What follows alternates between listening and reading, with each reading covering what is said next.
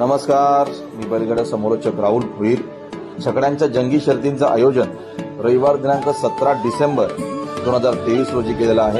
सर्व बैल मालकांनी याची नोंद घ्यावी. आयोजक शर्यत ग्रुप उसाटणे व ग्रामस्थ मंडळ उसाटणे. शर्यतींचं ठिकाण वाघोबा मैदान उसाटणे श्री मलंगण या ठिकाणी या शर्यती होतील. या मोठ्या संख्येनं आणि आनंद घ्या.